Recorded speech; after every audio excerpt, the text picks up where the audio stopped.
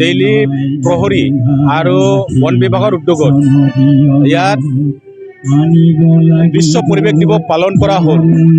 তাৰ লগত সংগতি ৰাখি পেলাই ইয়াত ডেইলি প্ৰহৰী বুলি নিউজ চেনেল এটা জন্ম দিয়া হ'ল, ইয়াক উন্মোচন কৰা হ'ল। মই ধেমাজিবাসী হিচাপে চিমেণ্ট চাপৰিত যিটো জন্ম হোৱা ডেইলি প্ৰহৰী নিউজক মই আদৰণি জনাইছোঁ আৰু মই খুব আনন্দিত হৈছোঁ।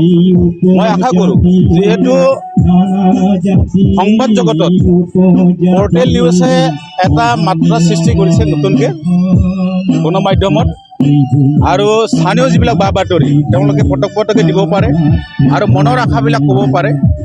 সেইকাৰণে মই ধন্যবাদ জনাইছোঁ। যিহেতু গণতন্ত্ৰ ই চতুৰ্থ এটা স্তম্ভ, এই চতুৰ্থ স্তম্ভটো চিমেণ্ট চাপৰি বাসী আৰু গোটেই অসমবাসীয়ে ইয়াক আদৰি ল'ব বুলি মই আহ্বান জনাইছোঁ, আদৰি ল'বৰ কাৰণে। আৰু লগতে যিহেতু গণতন্ত্ৰৰ চতুৰ্থ স্তম্ভ সংবাদ জগতক বুলি কোৱা হয়, প্ৰথমটো হ'ল বিধানমণ্ডল, দ্বিতীয়টো হ'ল কাৰ্যপালিকা, তৃতীয় স্তম্ভটো হ'ল ন্যায়পালিকা, চতুৰ্থ স্তম্ভটো হ'ল সংবাদ জগত। এই চাৰিটা স্তম্ভটো ভালকৈ যদি চলে তেতিয়াহে গণতন্ত্ৰ বোলে দীৰ্ঘায়ু হয়। সেইকাৰণে মই এই ডেইলি প্ৰহৰী যিটো নিউজ তাৰ দীৰ্ঘায়ু কামনা কৰিছোঁ। नोंथाङा सरखारि साख्रि नागिरदोंना? नोंथांनि थाखाय मोनसे गोजोनथाव खौरां।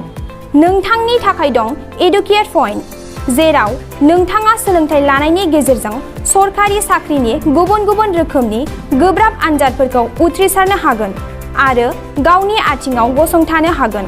बे एडुकेट पइन्टआव नोंथांमोना SSC, bank PO, bank clerk, bank SO, UPSC, FSC, defence, railway, state insurance, AAO, ADO एसिस्टेन्टजों लोगोसे स्टेट लेभेल जब आरो माखासे सरखारि साख्रिनि आनजादाव गोनांथि जानाय आयदाफोराव सोलोंथाइ लानो हागोन।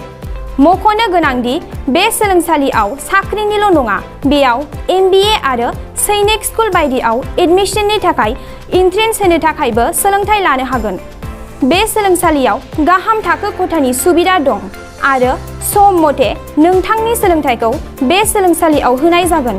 बेखौबो मिथिहोनांगोन दि बे एडुकेट पइन्टआव सोलोंथाइ लानानै बावैसो 2021-22 इं मायथाइनि एसएससि जिडिनि आनजादाव गासै 11 सा सोलोंसाफोरा उथ्रिसारनो हादों। बारा नङा, गासै 15,000 रांजोंनो नोंथाङा बे सोलोंसालियाव 6 दानसिम सोलोंथाइखौ लानो हागोन। बे सोलोंसालिया क'क्राझार, बरपेटा रड, गवालपारा आरो बङाइगावआवबो दं।